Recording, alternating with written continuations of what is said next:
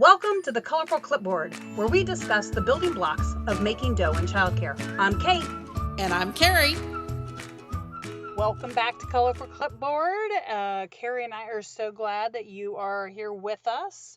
And today we are going to talk about that thing that you have to do. And no, I'm not talking about a song. Isn't there a song that says that thing you have to, I don't know, something like that. Anyway, staff training. You know, we are an industry that requires as much, if not more, than almost every other profession. And it can really get to be expensive. So, Carrie, what can we do?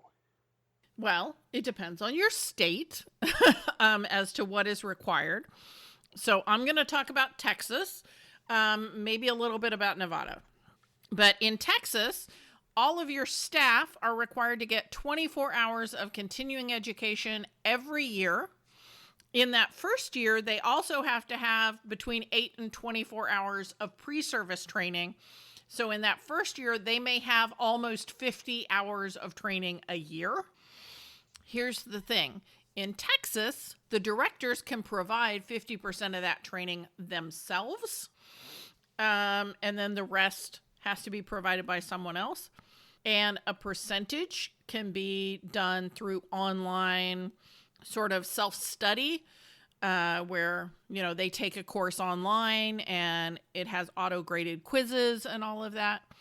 But they have to have at least a percentage that is done by an instructor-led training. So, and in Texas, who those trainers are is pretty much up to you as the director. But I said I wanted to also talk about Nevada because in Nevada, it's the exact opposite. They have a very small amount of annual training. It's less than 20 hours. But every single training that is done for childcare providers in the state of Texas has to have, in the state of Nevada, has to be approved by the state of Nevada before you can provide the training. So that's a little different, where in Texas, they're like, anybody who can lay out goals and objectives and who can do an assessment at the end of the training, they can do training. Okay, so make sure you hear that, okay? So it's not that you can get Joe Schmo to come in and do a training. Joe Schmo still has to have goals, objectives, and be able to do an assessment. So there is actually some guidelines. Right, but it's very broad. It's very broad.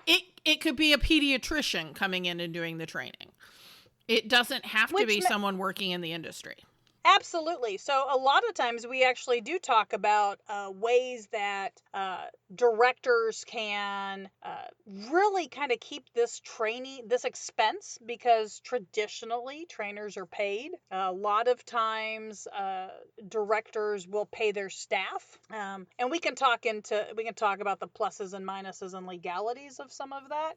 But I think I'd rather talk about the how. Like, how would you do those trainings, and maybe why, or what you would put into a plan. So training plans, directors who've worked with us in the last 19 years have always been required to put together a staff training plan. And they're always confused by it. Like, they're like, what do you mean a staff training plan? I'm like, have you not worked at a center where there was a plan as to how you were getting your annual training? And almost universally, they're like, nervous. No. And I'm like, that blows my mind. So, exactly. So let's start with what is a plan. So a plan is just that, right? It is, you're going to do this on this day, and you're going to talk about this. So this can be done a variety of ways. It can be done as monthly staff meetings. It can be done as basically teacher in-service days 3 or 4 times a year. It can be done in the month of August at the beginning of the school year, and you just whip out 3 days and you're done. It can be done by knowing that you're going to send all of your staff to one conference a year, and that's going to take care of 8 hours. And then you just have to come up with the other 16. And you're going to do that through those other methods. You can have a subscription to one of those online training providers, and then you just give the other 5 hours in person from the director. You've got lots of options here. But So you you've have got to have lots a of plan. options. You got to have a plan. You have to have a plan because we don't want basically we don't want you to have any sort of reprimand because your staff weren't trained. We don't want you to find yourself last minute having to pay for people last minute to do full day workshops for your staff. We know that there are some trainings, right, Carrie? Aren't there some that everybody has to have every year? Well, yeah, there's a lot of them. So again, every state is different. So I'm just picking on Texas because I know those standards front, back, sideways.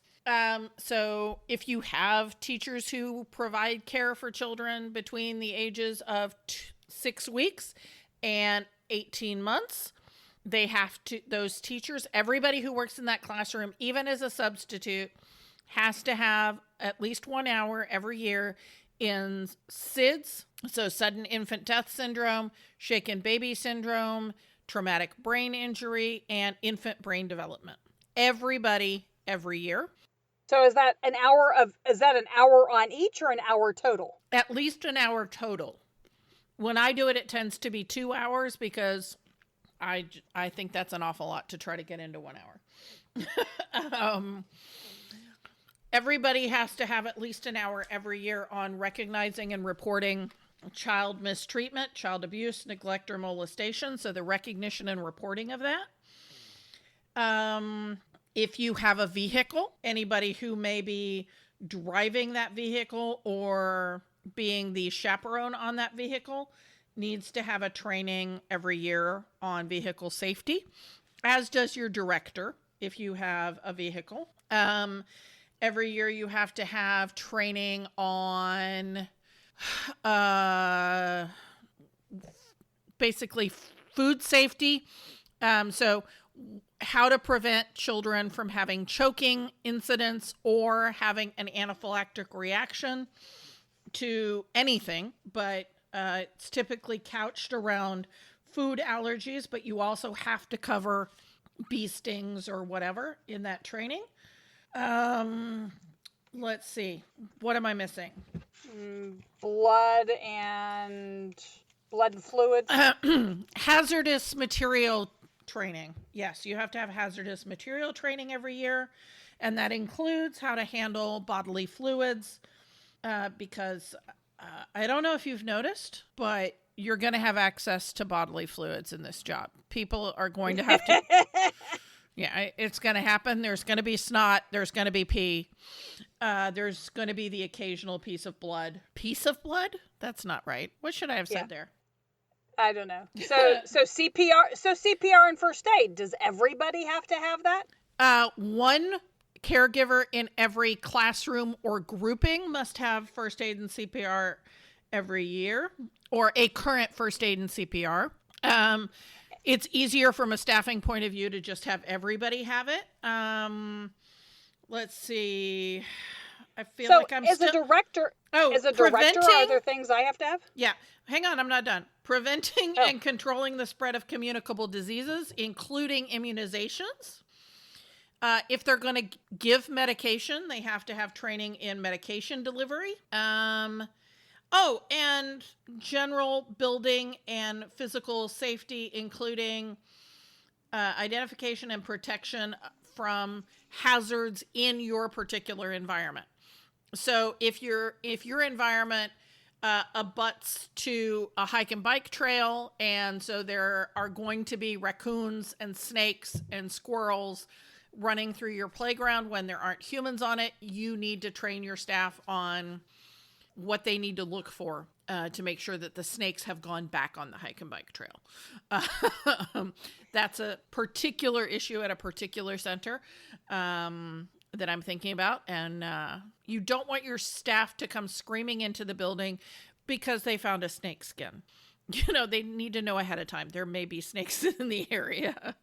And yeah, directors then also, of course, have to have all of those trainings, as well as training every year in business management. Carrie, this sounds like an awful lot for me to remember. Where am I going to find this list, and why doesn't somebody just hand me a schedule and tell me when I'm supposed to do this? Well, it's in minimum standards.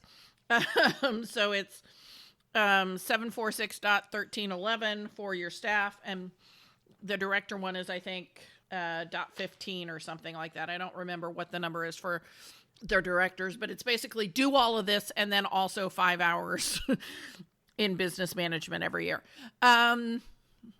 We have a form. So if you email us at hello@Colorful Clipboards, I'll be happy to send you the form that is a training checklist form, and it has all of this on it.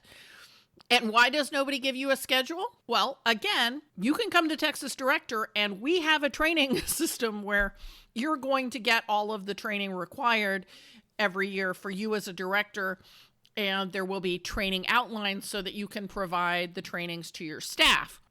So that's a way to do that. That's our annual training plan.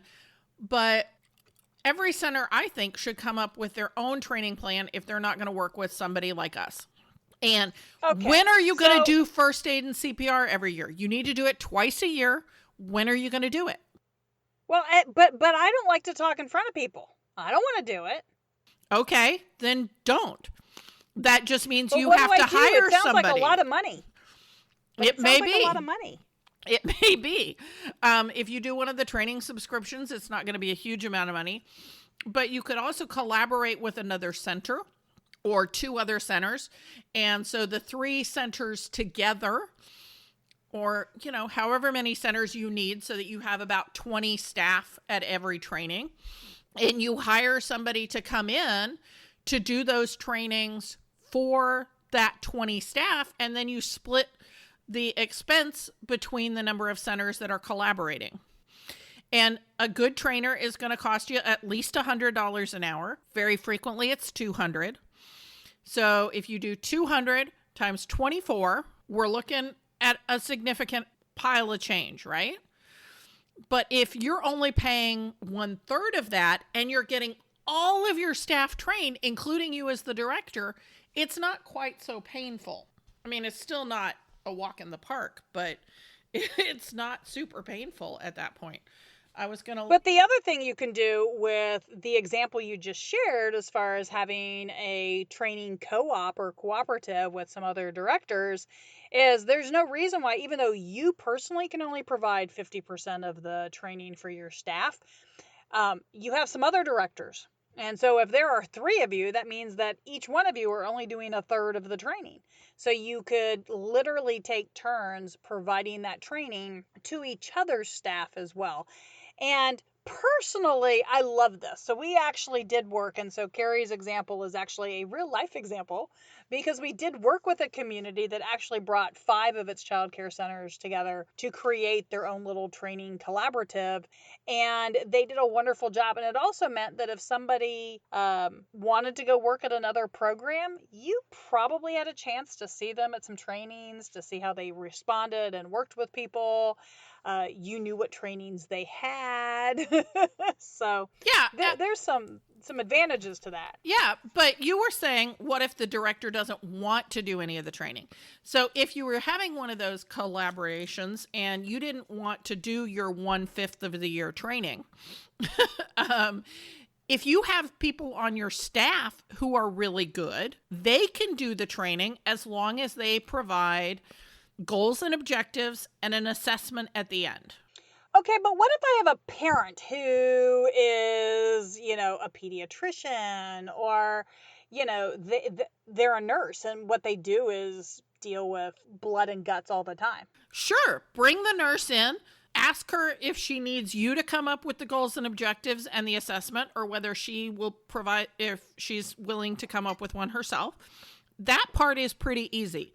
What do you want people to learn from this session, and how are you going to find out if they learned it, right? A quiz is an easy assessment, right? So you can ask that nurse to come in and do your hazardous material training, give her the goals and objectives, give her the assessment, and say, okay, if you could just, spend an hour going over this, we'd really appreciate it.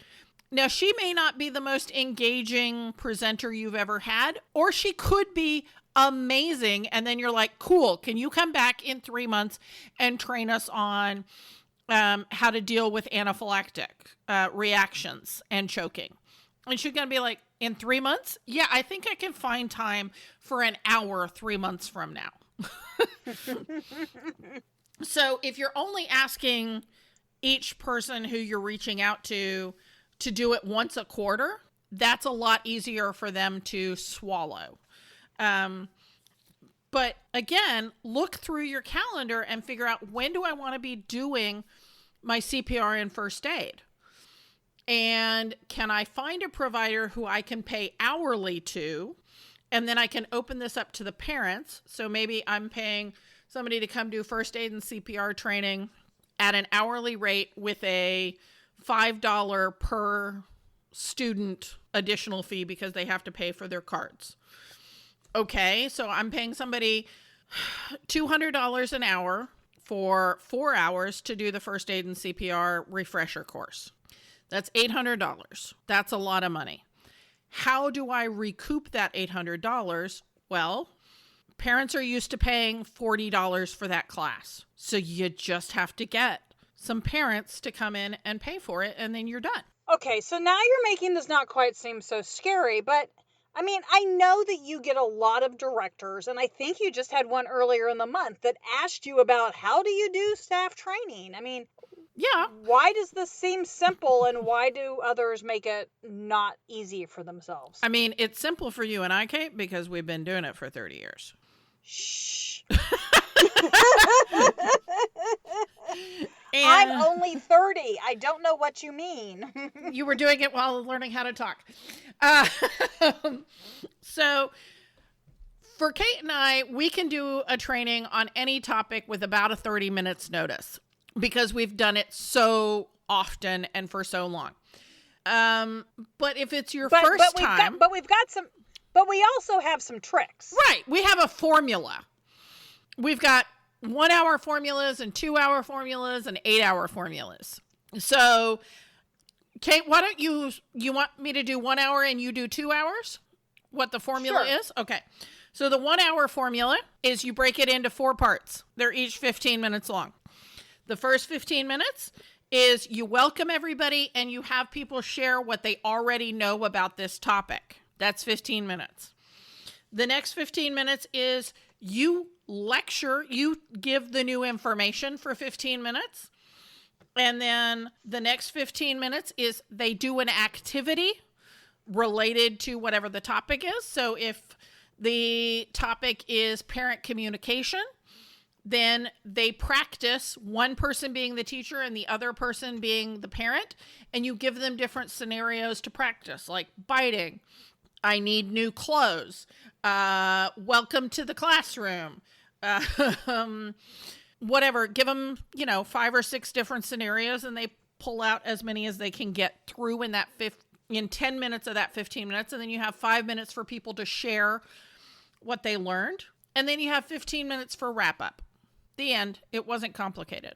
4 steps. And if we're going to, and it's a matter of math. So depending on the topic, you're going to follow a similar process when looking at a 2 hour or even an 8 hour. So we work really, really hard to encourage future trainers to think of everything in about 15 to 20 minutes. And again, that's going to be scalable depending on the number of students. If you've only got 3 or 4 staff that you're training, then that's going to be different than if you're training 20 or 30. So you'll have to find what works for you. You'll also going to have to figure out if you do really well with kind of a Laurel and Hardy show, or basically you need 2 people. There are definitely Laurel and Hardy. There are definitely sessions that Kate and I have a great time doing together, which we haven't gotten to do over the past year and a half, actually. It's very sad. Very sad. It is very sad. So if you're doing, 2 hours, that means that instead of having 4 blocks of time, you have 8 blocks of time. And what's really nice with 2 hours is that gives you an opportunity to cover 2 subjects or 1 subject in depth. And so if you're going to take 1 subject, but you're going to dive deeper, you would have your 15-minute opening, and everybody kind of get a baseline knowledge. Where is everybody? And this is where you, as the director or the trainer, you might need to, take notes and figure out, maybe are there some holes in your plan, and do you need to be prepared for that? So usually when you're doing a training, you're assuming a baseline knowledge of folks. So if you discover that your baseline is not where you expected it to be, then that might be something you need to think about. Yeah, I hate it when that happens. so so you've got your introduction, which includes baseline knowledge, and then you've got your first, what I'm going to call, a little mini lecture. And this is going to be really kind of hopefully trying to get everybody to the same level. So this might cover some information that other people in the room already knew. You're going to incorporate your first hands-on activity of some sort. And I like to follow that with some sort of share back. So again, depending on the size of the group and the activity, this could be within that same 15 minutes or the next 15 minutes. But here's what I really like to do is I tell everybody to get up and change. Yep. Go move tables, go find a new place. So when you're doing something for more than an hour, every 30 to 45 minutes, try to get them to move. If you've only got them for an hour, you don't need to mess with trying to move. And, we all respect that they're grown-ups, and if they got to go to the bathroom, they got to go. But by having them get up and switch, because now they're going to be in a new group for the next activity, it's a natural time for those who feel like they can only go when there's a stopping point, without saying, this is the stopping point for you to go to the bathroom. Okay. Yep. So they've now switched. You're probably going to do another introduction to an activity that allows you to take that baseline into something more hands-on, Monday morning, useful tool or project. So if you're doing something that is curriculum based, now you're going to create something for your specific room that you can use on Monday morning. And so or story time, or whatever it might be. And so you've done that, and you've done that for 15 minutes.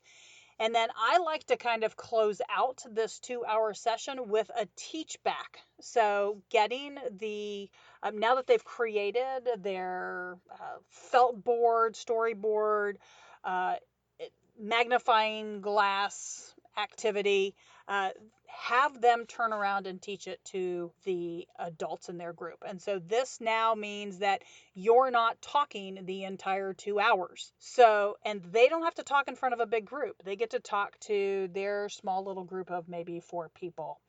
And that will take you through to the last hour and 40 minutes normally, and that will give you 10 to 20 minutes of wrap up and assessment. So you have to give yourself some time at 2 hours for whatever that quiz looks like. And an assessment can be, were they able to do the project that you had taught them, right? So if you were making felt boards, the assessment is, did they make a felt board? If they did the teach back, that is the assessment. Yeah. It doesn't have to be a quiz. If they made a felt board and they could teach the story off the felt board, voila, they know how to do that. So, right. Or the, the role play in the parent teacher conversation training, right? That's absolutely. Another assessment. Absolutely. So that's it. I mean, that takes you through 2 hours, and you didn't talk anymore really in a 2-hour training than you did in a 1-hour training, because you incorporated a teach back, and you allowed the teachers to really do something and have something to take away. I will be honest with you, when I go to do my own personal training plans for teachers, my preference is 12 2-hour sessions. It doesn't always work that way, because I almost always have some summer workshops that we do so that everybody's on board for summer workshops. And then we've got the first aid and CPR. So usually we have a couple that are probably closer to 4. However, staff meetings after work, I feed them food. They're already there. Boom, we're done. Well, but then that comes up with the question of, well, aren't I going to get overtime for my staff if I'm having them stay late 2 hours? And what are the staff going to be willing to stay late 2 hours every month? So that's a whole other issue. that is a whole other issue. And because of where we are time wise, let's put a pin in that and let's come back and we'll talk about, the finance of training. So write that down, Carrie. Okay. Thank you so much for joining us for Colorful Clipboard. If you have any questions, Carrie's going to tell you what to do. If you have any questions, send us an email at hello@colorfulclipboard. If you want one of us to come do training or do virtual training for you, that's where you reach us. Also, share this show with other directors. The more people who know this, the better our industry will be. Bye. Thank you for listening to Colorful Clipboards. Connect with us on social media at Colorful Clipboard or send us an email to hello@colorfulclipboards. Send us your voicemail with your own questions and stories. If you want to keep learning with us, visit Texas Director, where we continue to have seminars, licensing, programs, and more. This show has been made by me, Carrie Casey, and Kate Young with assistance from Hallie Casey and Marie Young. If you learned something today, share the show.